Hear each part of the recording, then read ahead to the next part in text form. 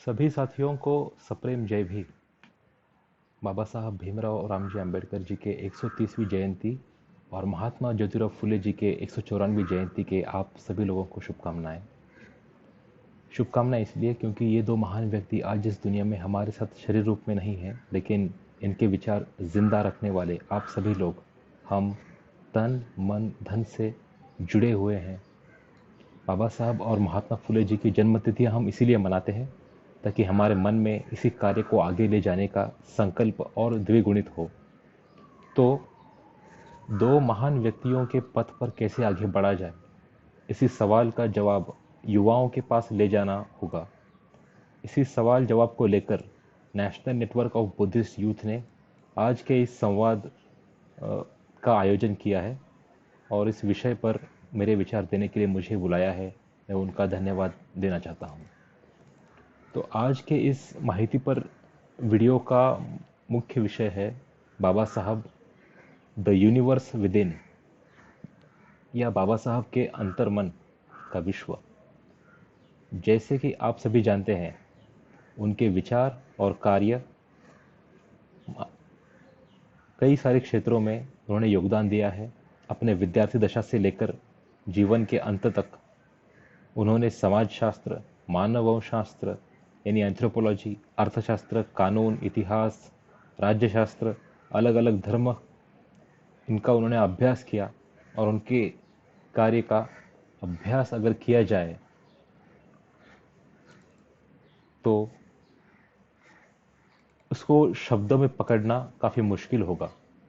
उनका सबसे महत्वपूर्ण कार्य तो आपको सबको पता है कि ब्राह्मण्यवाद के अंकुश से इस बहुजन समाज को निकालना और संवैधानिक अधिकार उनको दिलाना।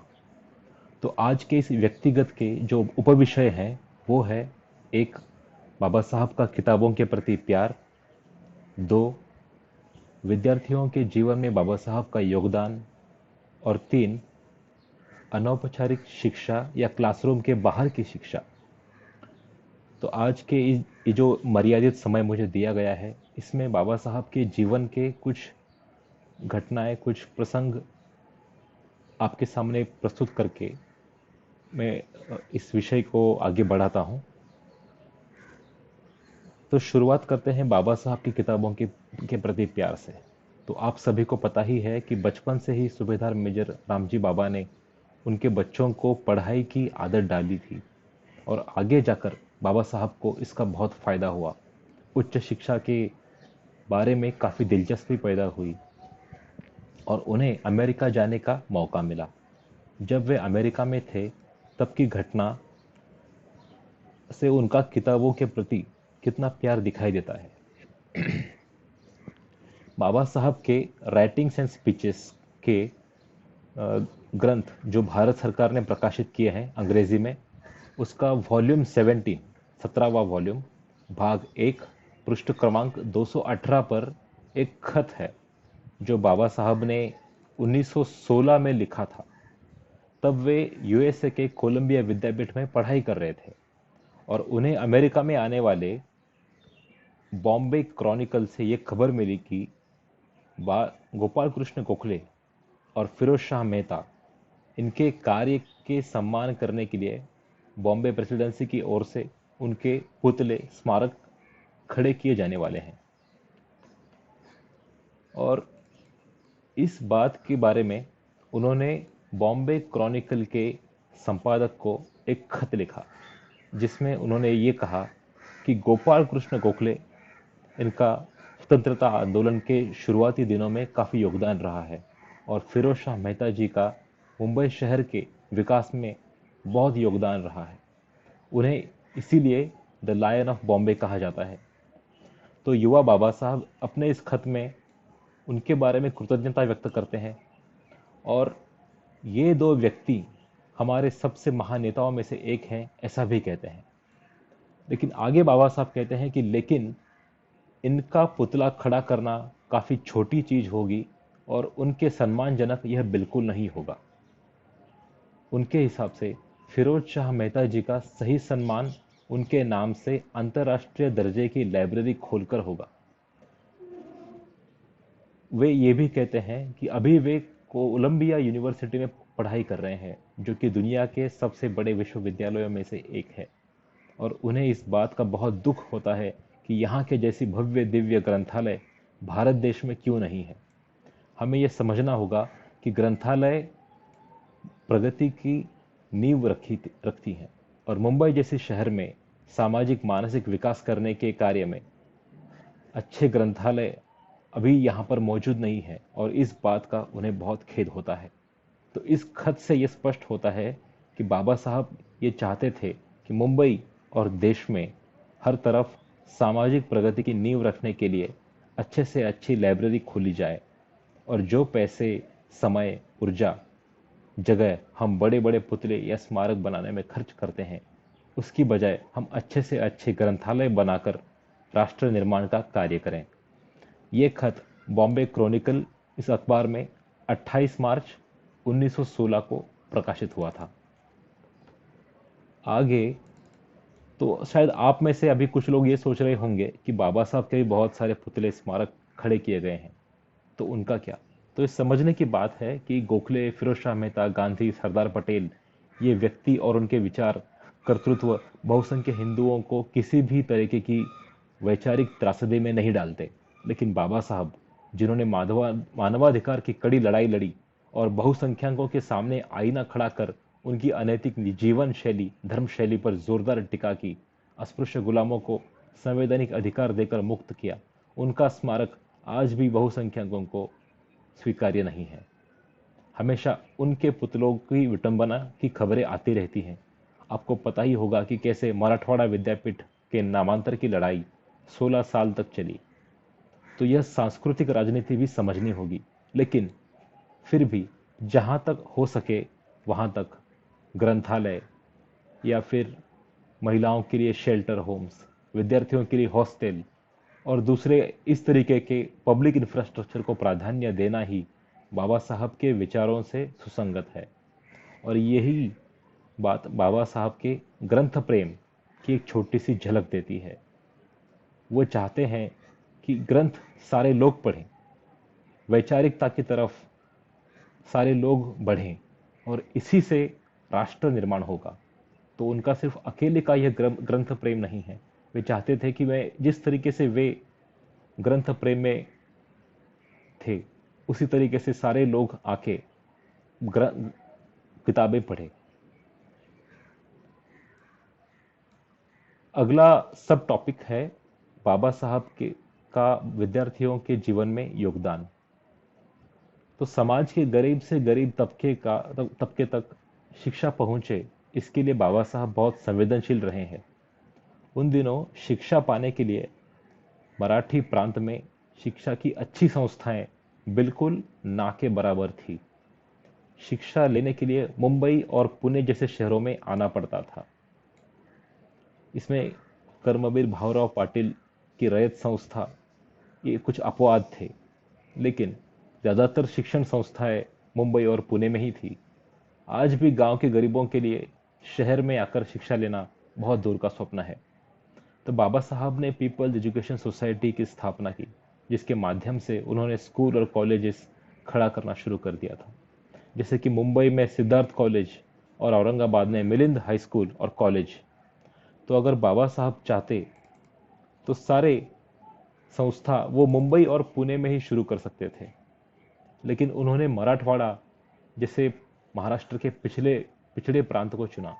औरंगाबाद शहर तब ज़्यादा विकसित भी नहीं हुआ था, लेकिन मराठवाड़ा प्रांत में पिछड़े वर्ग की संख्या बहुत मात्रा में होने की वजह से इस वर्ग के विद्यार्थियों को मुंबई पुणे आने की दिक्कत ना हो, इसलिए उन्होंने औरंगाबाद शहर को चुना। तो बाबा साहब के मन की संवेदनशीलता को हम समझें कि वे चाहते थे कि गरीबों को शिक्षा के पास जाने का कष्ट उठाने के बजाय शिक्षा खुद गरीबों तक पहुंचनी चाहिए। ऐसी संवेदनशीलता कहीं देखने को नहीं मिलती। और इन संस्थाओं से विद्यार्थी शिक्षित होकर बाहर निकले। उन्होंने अपने आप इस मराठवाड़ा प्रांत को कई हद तक विकसित भी किया है। व्यावसायिक अर्थशास्त्र का एक नियम यह भी है कि जहां पर शिक्षित मजदूर मिल जाए, वहीं पर ज़्यादा बिजनेस आने लगते हैं। तो ऐसे शिक्षण संस्थाएं संस्थाओं का मराठवाड़ा प्रांत को लाभ हुआ। बाबा साहब का और एक बड़ा हेतु था कि अस्पृश्य वर्ग के विद्यार्थियों को छुआछूत और भेदभाव का सामना ना करना पड़े। इस काम के लिए समाज के किसी और वर्ग के निर्मित संस्था कुछ भी नहीं कर पा रहे थे। अगर अस्पृश्य वर्ग को भेदभाव रहित सुविधाएं चाहिए तो वो उन्हें बाकी समाज पर अवलंबित होकर नहीं मिलेंगी। उन्हें ये सारी संस्थाएं और संसाधन अपने आप खड़े करने होंगे। इस बात का बाबा साहब को पूरा यकीन था। इसलिए उन्होंने गरीब और पिछड़े वर्ग के विद्यार्थियों के लिए कई परिश्रम उठाए। आरक्षण का भी एक अलग महत्व है, लेकिन पिछड़े वर्ग को सबसे शोषित व्यक्ति तक आर्थिक नैतिक समृद्धता लाने के लिए उनके खुद के संस्थाएं होने चाहिए।